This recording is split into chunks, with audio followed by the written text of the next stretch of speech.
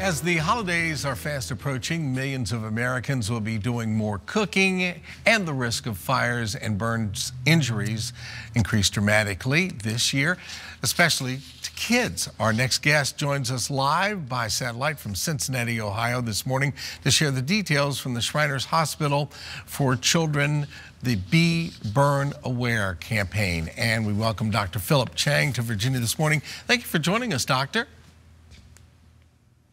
Thank you, Bill, and thank you for having me on to talk about burn safety this morning.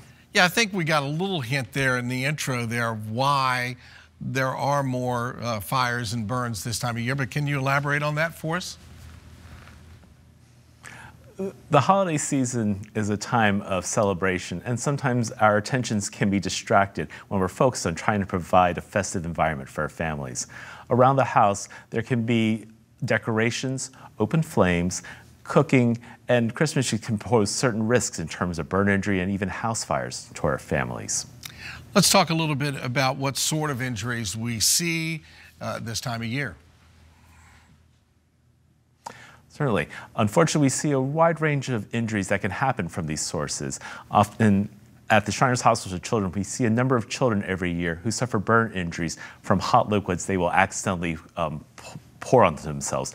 In the kitchen, kids will be curious about what we're preparing for our holiday meals, and they will sometimes pull down pots of hot liquids onto themselves, leading to scald burns to their face, their arms, their chest. They can also pull down mugs of hot fluids, including coffee and cider, which can cause significant burn injuries. Other injuries can come from open flames of candles, especially if the candles are unattended. We've seen a couple of kids this year whose clothes caught on fire when they passed too close to a candle. And we've also had news reports of tipped over candles causing house fires, which can lead to significant injuries to both the lungs as well as to the bodies of these patients. We saw there a couple of different kinds of burns with the hot liquids and then the actual fire itself. A burn to a child can be particularly devastating. Why is that? Children have thinner skin compared to adults, so they are more at risk for developing deeper burn injuries from these sources. In addition, when they suffer these burns and require surgery to treat these burns, because they continue growing throughout childhood, they often need repeat surgeries in order to address the burn scars that come from these injuries. We've taken care of children at the Shriners hospitals who've sometimes needed up to 100 surgeries during their childhood in order to address the scars that happen. And it's not just the children who suffer when the children are injured. The parents often feel guilt and anguish seeing their children undergoing these surgeries. Siblings often wonder what's going on with their brothers and sisters who suffer these injuries. So it's an injury that not just affects the child, but the entire family. And it's for that reason the Shriners hospitals know that the best treatment for these burn injuries is prevention. We would rather that these injuries not happen in the first place. Yeah, you know, as a parent, I guess everybody's worst nightmare is something happening to your child that maybe you could have prevented. And like you said, it could take multiple surgeries. So let's talk a little prevention here. What are some steps we can do in advance? So you can get a full list of burn prevention tips at the holiday time at our website, beburnaware.org.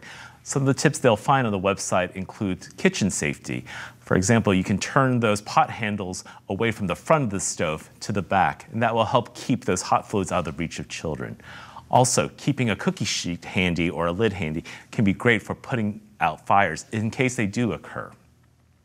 Other safety tips can include watering those Christmas trees daily and making sure that they don't dry out, because when a Christmas tree catches on fire, it can rapidly spread and cause fire damage to the house and also cause a house fire, which can put everyone at risk. Other safety tips include keeping an eye on those open flames. And for example, you could perhaps choose to use a flameless candle that runs on batteries to help reduce that risk of fire. Obviously, you guys think about this 365, but this time of year, it is right front and center. I know you guys are working all the time on this. We appreciate you taking a little time to spend with us.